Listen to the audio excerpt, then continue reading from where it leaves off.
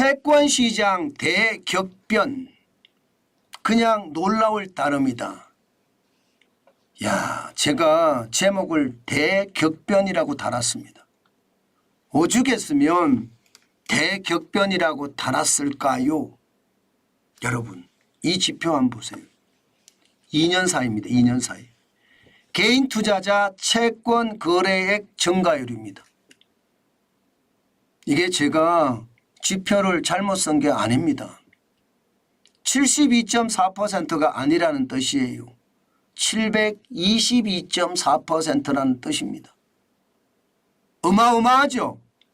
722.4%라는 숫자는요, 배수로 따지면 8.2배가 올랐다는 뜻인가요? 개인들이 채권에 투자하는 게 2년 사이에 8.2배가 올랐다는 뜻입니다.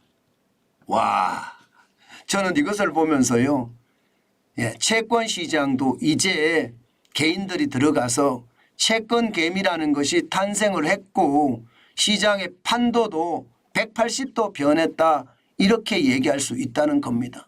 실제로도 보세요. 2021년만 하더라도 4조 5,675억 원.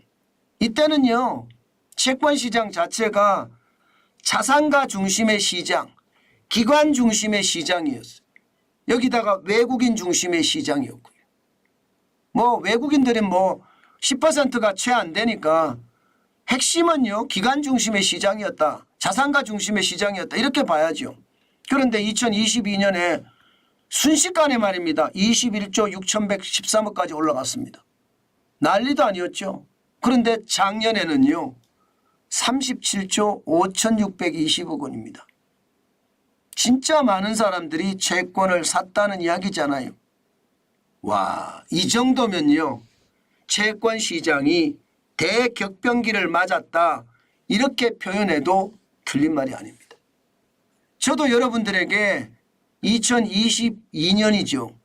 10월 11월부터 시작해서 채권 사야 된다고 말씀을 많이 드렸습니다. 그때가 엄청난 기회였거든요.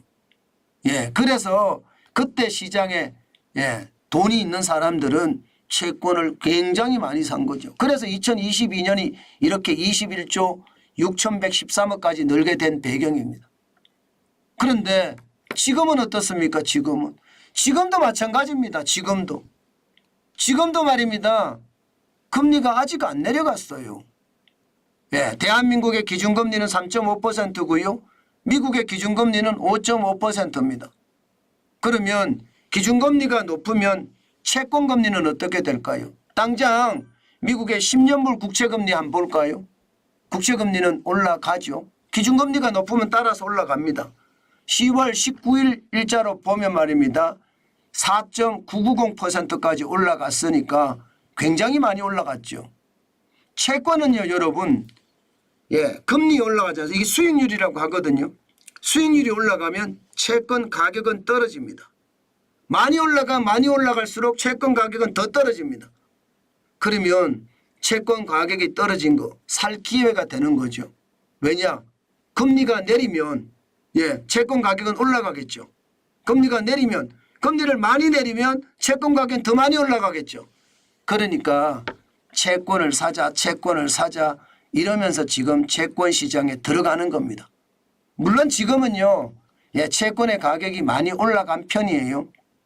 그렇지만 앞으로도 금리를 더 내린다, 많이 내린다, 6번 내린다는 이야기까지 나오니까 채권 시장에서는요, 여전히 뜨겁습니다. 여전히 뜨겁습니다. 그만큼 말입니다. 많은 사람들이 채권을 산다는 거예요. 37조 5,620억 원이 됐으니까 이게 어떻게 생각하면 2019년의 10배입니다. 2019년의 10배. 완전히 채권 시장의 대격변기 맞죠. 저는 여러분들에게 채권 시장도 지금 굉장히 우리가 관심을 가질 필요가 있다, 그 말씀을 드린 게 바로 이런 거예요. 그런데 진짜 놀라운 게 있습니다. 뭐가 놀랍냐고요? 여러분, 개인 투자자들은요, 이제 채권 시장에서 무리하지 않습니다. 저는 이것이 대단한 지표라고 생각해요. 무슨 말이냐? 주로 국채에 투자합니다. 주로 국채에. 보시는 것처럼 2023년 7조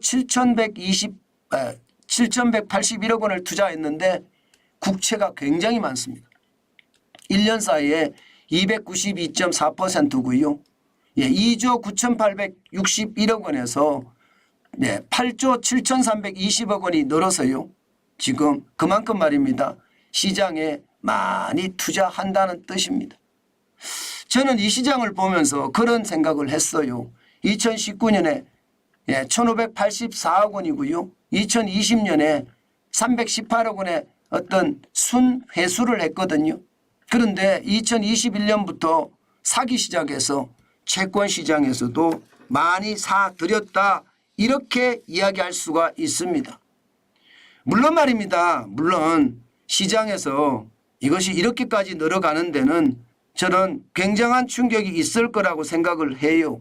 지금 여러분 요 2023년 지표가 7조 7,181억 원이 돼 있잖아요. 요게 조금 잘못됐습니다. 요게 11조 7,181억 원입니다. 11조 7,181억 원입니다. 계산을 해보니까 좀 틀렸죠. 2022년에 2조 9,861억 원인데 8조 7,320억 원이 늘어나면 여기가 11조입니다. 11조 7,181억 원. 다시 말해서 국채를 많이 산다는 뜻이에요. 물론 회사채도 삽니다. 회사채도 2022년에 비해 보면 2조 2천억가량 늘었지만요. 아무래도 국채 쪽에 관심을 굉장히 많이 가지고요. 국채가 안전하거든요.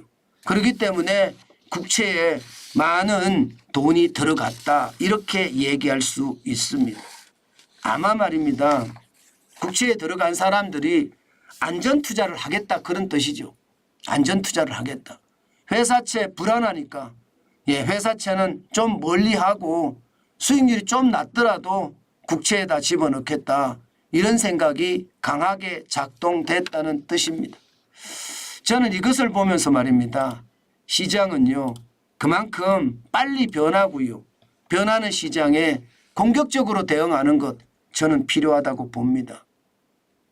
계속 우리는 주식만 알고 있었잖아요. 그러다가 채권 시장이 2022년부터 개인이 관심을 가지기 시작했고요. 저는 우리도 채권 시장에 관심을 가져야 된다. 그 말씀 강조해서 드립니다.